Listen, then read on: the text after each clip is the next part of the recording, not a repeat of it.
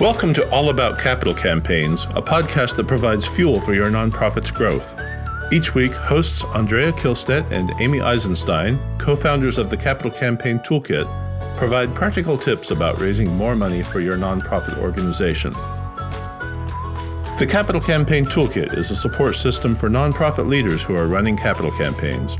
At capitalcampaigntoolkit.com, you can download a step-by-step guide for your capital campaign and get many other free resources.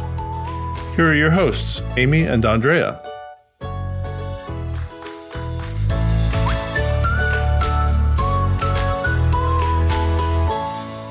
Good news, everybody. We have a special guest today, so we're going to get started. As always, I'm Amy Eisenstein. I'm here with my co-host, Andrea Kihlstedt, and we are the co-founders of the Capital Campaign Toolkit. We are delighted to see you. Today, we have a very special guest with us, and Julia Campbell. I'm going to read a little bit of her special bio, but Julia and I have known each other for years now in the nonprofit speaking circuit, I guess. We meet around the country. Julia's from Boston, right? Are you in Boston proper? So she has been named as a top thought leader and one to follow by Forbes and BizTech magazine. Julia's a nonprofit digital consultant on a mission to make the digital world a better place. She is host of the Nonprofit Nation podcast, and she's written several books for nonprofits on social media and storytelling. She's got online courses and webinars and talks that she makes all around the country. And sometimes we bump into each other at conferences, which is so fun. She really wants nonprofits to make a shift to digital thinking and raise more money online. And you can learn more about her and her business at jcsocialmarketing.com. And I'll let her say that again towards the end so you won't miss it. So listen, obviously, because of Julia's expertise, we're going to be talking about social media and fundraising and capital campaigns and how they all relate. And let's go ahead and get started. So, Julia, we are going to kick you off with the topic of the latest changes that you're seeing in social media and how they're affecting fundraising. So why don't you start us off with a little overview there? Oh, great. Okay. Well, thanks so much for having me today. As we know, social media, whether it be Facebook or Twitter or TikTok, WhatsApp, has been in the news a lot lately. Some of the most recent changes that I've been paying attention to that have really been affecting our ability to reach our fans and followers. Number one, the algorithm has shifted and always is continuing to shift. So especially on Facebook and Instagram, as I'm sure a lot of you know, it's getting very, very difficult to organically reach, which means unpaid posts, to reach the majority or even just a tiny little percentage of your fans and followers. So that is not necessarily a change, but I do know that they're shifting the algorithm also away from political conversations, from conversations around causes and issues. And they're paying a lot of attention. I'm speaking about Meta specifically, but whatever Meta, Facebook, Instagram do, a lot of the other platforms tend to follow. So they're shifting away from incendiary conversations or conversations that they deem controversial.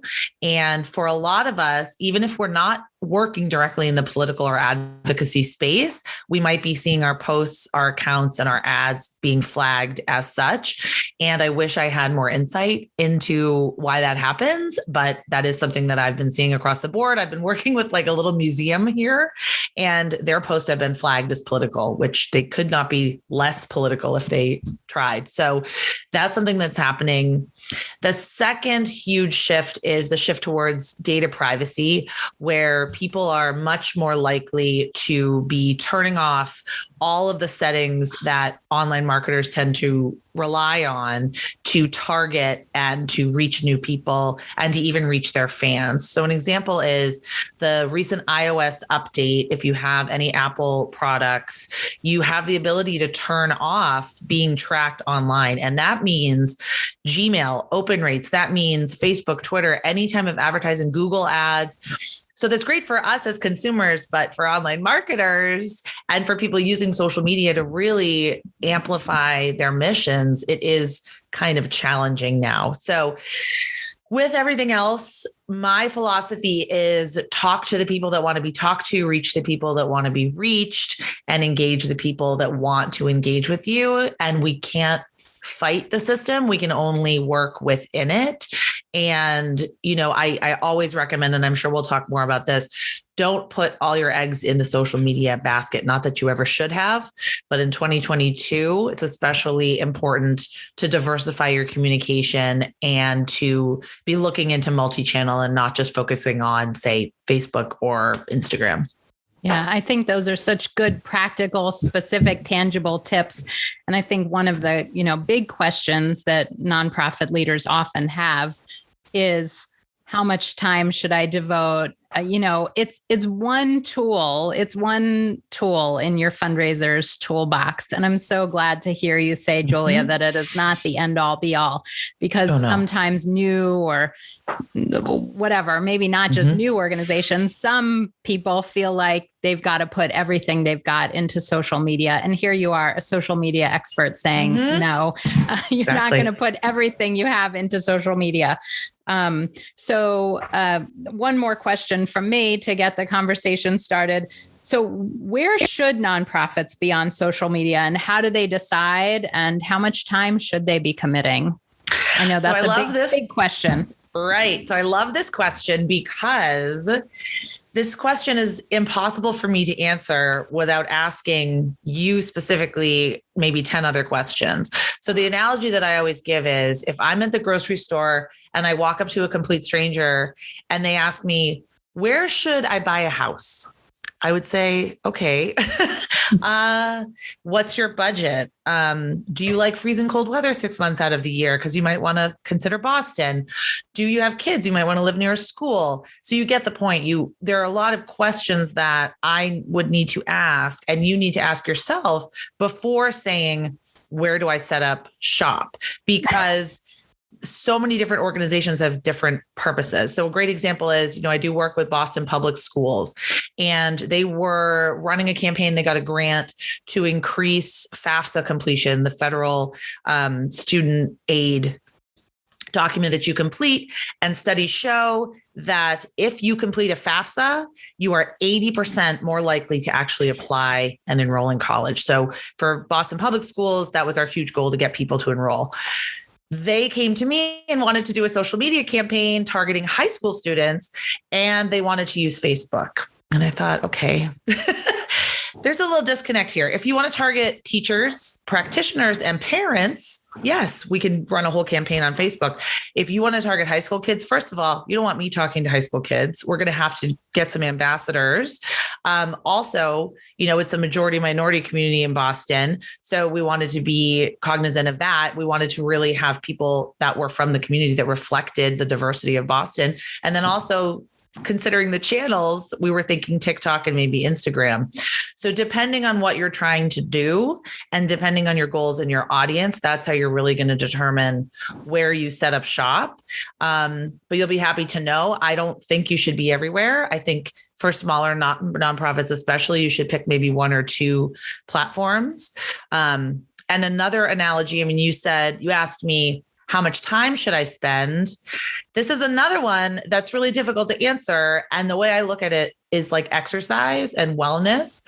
So if you are aiming to run the Boston Marathon, you're going to have to do a lot more training than, say, if you're me and you just want to go to the gym 20 minutes every 3 days or something like that. So it depends on your goals. If you are really trying to ramp up a marketing campaign and visibility, that's going to really determine how much time and effort and budget and capacity that you put into it. So there really is no right answer. I do teach a webinar, social media in 20 minutes per day, but that's for people that have a million other responsibilities on their plate and they just kind of want to get started and they want to start on one platform. So I really don't think you can do it in 20 minutes a day if you are aiming to use 10 different platforms and accomplish a million different goals. So we really have to be reasonable in our expectations and just understand that it really is like a marathon and not a sprint. It's really about consistency and playing the long game. And I think that's true for all fundraising. Yes, so exactly. Look at it like all fundraising. It's just a piece of it. The principles of fundraising still apply in social media, the main principles of fundraising. It's not this light switch that you can kind of turn on and then miraculously money rains down. Right. All right. Let's turn our conversation to capital campaigns. Yes. Andrea, do you want to start or do you want me to keep firing away with questions over here? Well, why don't I just put my nose in a little? Certainly, social media is not my area of expertise. So forgive me if my questions are not quite on target. But it's always interesting to me to think about, well, what would, if I were going into a capital campaign and wanting to ramp up my social presence, what kinds of goals might I set out for myself? That's a really great question. Well, when you know that you're planning a capital campaign, social media is a piece of your strategic plan. So you're going to create the whole plan and the whole calendar. And social media is that piece of communication where you want to make sure that donors really understand what you're doing day to day, telling fantastic stories about your work and how the work isn't done and how people still need to invest and still need to partner. But staying away from specific fundraising asks and staying away from the announcement of the campaign. I think we'll talk about when specifically to use it, but it should be looked at as like a runway. So paving that runway and getting people excited and proud to be a part of your organization, sharing these little mission moments of what's going on, talking about the staff. You could even tease talking about the vision. We've got really fantastic things in store. We're so excited to share with you what we're planning. Just things that get people excited and interested and help them feel proud to be a part of what you're doing, so that when you kind of have the big unveiling of your public phase of your campaign, social media is one of the drivers. It's one of the amplifiers of that message. Mm-hmm. Yeah. And to have a sense of whether you're successful in getting your message out, right. that would depend. You would look at the number of people who are following you, the number of responses you get. How would you calibrate? I mean, it's one thing to put information out. How do you know if it's actually landing anywhere? Well, you can look at reach, you can look at engagement. I tend to want to look at things that are a little bit more tangible, but I think it's hard when you're sharing stories. If you share a story and you share a photo, which tends to, of course, get the most engagement on Facebook, that's what we really need to understand, is that it's so hard with this kind of marketing to draw that red line where you can say, oh, I posted this story in March, and then at the end of the year, the donor gave me a gift. But we have to think about it like we think about maybe our newsletter, or just educating people, or providing this great information to our donors, to our supporters, to the public. We really have to look at it as sort of putting deposits in a bank. We can't just constantly be withdrawing, asking people to do things for us. We really have to be providing this information to them. So the metrics really are determined on your goals. So if your goal is a public awareness campaign, website traffic could be great. Email signups is always a great metric of success. Because if you do get people to your website, get people on your email list, you can then retarget them, build a deeper connection with them. If you have a video views is always really great. Comments, getting shares is really difficult, but comments and shares are always a really great metric. And it also depends on the platform as well, because each platform has its own set of analytics and metrics. I think it is really complicated. It's a whole world for fundraisers to get into. So going into one social media channel at a time is probably a good goal, but picking the right one carefully for your audience, as you've shared. All right, let's talk just for a few minutes about how and when to use social media during a campaign. When, we've touched on it a little, but what are some specific tips about when we really want to leverage social media specifically for a capital campaign? Right. Now, I want to say I am not the expert in capital campaigns. So the way that I counsel my clients is whenever you are announcing the public phase of the campaign. So for some people, it's 70% of the goal, 80% of the goal. Other people, it might be 90% of their goal, but definitely not in the very beginning when you have no money in and nothing really to announce, because social media should just be pushing you over the finish line. It shouldn't be something where you're asking for money for, capital. What does the average capital campaign last? How long does it last? Oh, I don't know. Up to 3 years. Exactly. Between 2 to 3 years. People are going to get very sick of hearing that same message on social media for 3 years. So you're doing all this work in the background so you can make this splashy launch. And that's what works on social, is this excitement, this announcement. Maybe do a Facebook Live when you're announcing the public phase and you're announcing your goal and you're thanking people and you're really saying, oh, we have this much left to raise. Can you help us get to the finish line? Can you help us reach that end goal? Because it has to be urgent and relevant and exciting. It can't just be, oh, we're raising money. We're going to be asking you every day for the next 3 years, and there's nothing new, and there's no angle, there's no hook. People love new, right? They love new, they love interesting, they love things they haven't heard before. They really respond to that, especially online. So making sure that it is completely in alignment with however and whenever you announce the public phase, and that the messaging is tailored for social media. Yeah, it's interesting. When we talk to people about the quiet phase of the campaign versus the public phase of the campaign, there's often a lot of misunderstanding about what is it to have a quiet phase. And the reality is that a quiet phase of a campaign is simply the period of the campaign during which you are actually raising money, but you're not talking about the goal. Yeah. Right. You're not really talking publicly about the campaign itself. Now, you can, during that whole quiet phase of the campaign, be talking about the case, be talking about why the organization is needed, right? Doing mission minutes or whatever, telling stories about clients who are being helped by the organization. And I assume that in social media, that it parallels that idea, that communication strategy quite closely, where in the quiet phase, you can be talking as much as you want on social media about the organization. Yes. Right. Yes. So the framework that I give in my courses to my clients is 80-20 rule. So 80% of what you're sharing on social media should be, just like you said, things that you'd be sharing during the quiet phase, not asking anyone to do anything. You can share a blog post, but something that's informative, helpful, entertaining, valuable, something that's a value add to me that is going to really show me that I want to be a part of the work that you're doing. So that's stories and data and statistics. It's kind of all mixed together in that 80%. And then the 20% is asking. That could be for social media, for a digital fundraising campaign. That could be Giving Tuesday. That could be year end. I know, Mother's Day campaign, Earth Day campaign.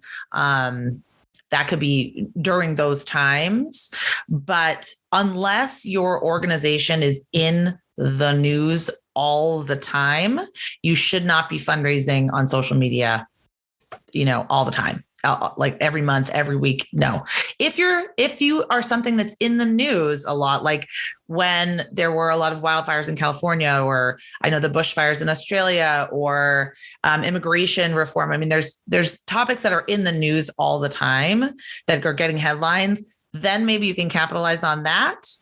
But if you're a local small organization, you definitely don't want to be fatiguing people with that ask all the time, because then it won't be as exciting when you announce the campaign launch.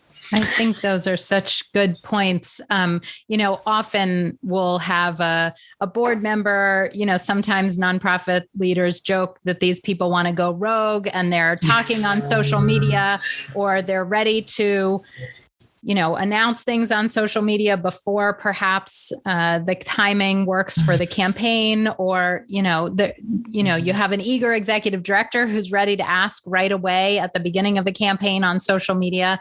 And I think it's one of the biggest mistakes that a nonprofit can make is starting out their campaign by asking for money on social media and making the mistake of thinking that they're going to get all these new donors or all these donations from social. And that just isn't the reality.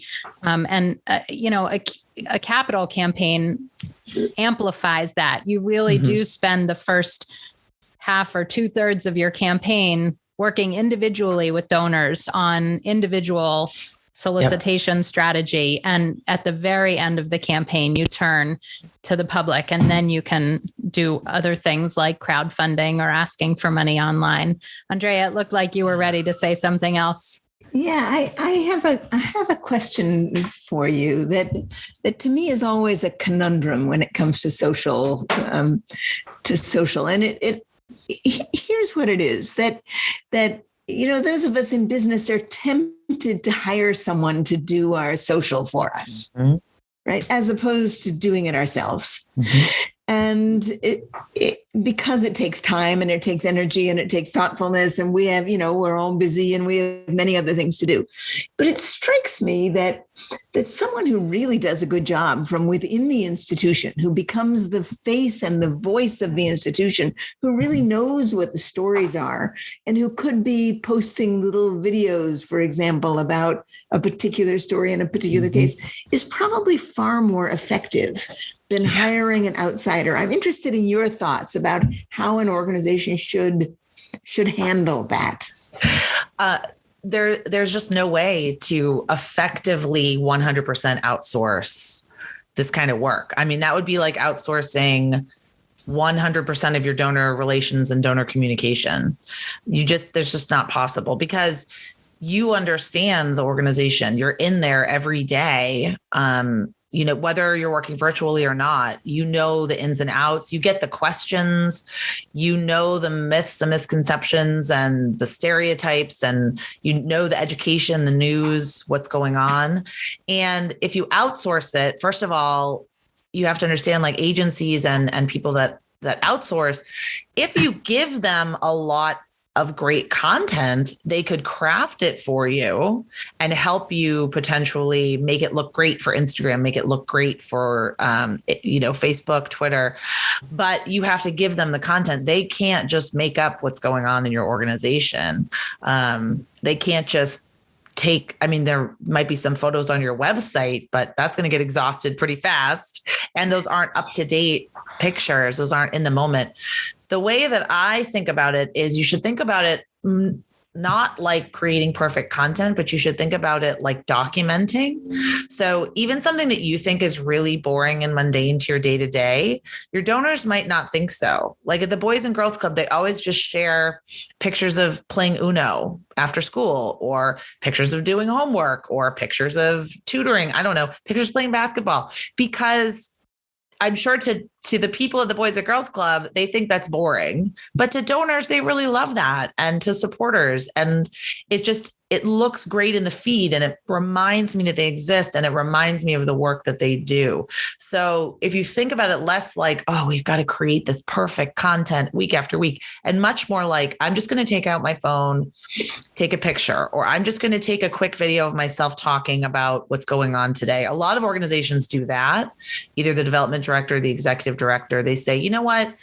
I saw this in the news today and it made me think, and I just have some thoughts, because we have to look at ourselves as the go-to resource in a lot of these areas. I mean, the nonprofits I follow, I don't have time to be the expert on all of these different issues. I turn to the nonprofits that I love and that I support to be my trusted go-to resource. And I want to know what's going on. So we have to really think of ourselves as journalists, as documentarians, and less like, oh, we've got to create this one perfect video to end all videos. I think that's such a good way to sort of wrap up this section of our podcast. I mean, to me, the example of photos of the Boys and Girls Club and playing Uno or doing homework or playing basketball, things that they do every single day, are what donors want to see. I mean, that's what's happening. And it may happen every day and sort of be boring on the inside, but that is the reality of what, the benefit that these kids are getting. So I think that's such a concrete, tangible example. Julia, where can people find you and reach you? My website is jcsocialmarketing.com. My podcast is Nonprofit Nation. You can find it wherever you're listening to this podcast, or go to nonprofitnationpodcast.com. Excellent. Thank you so much for joining us. You're welcome. Thank you so much.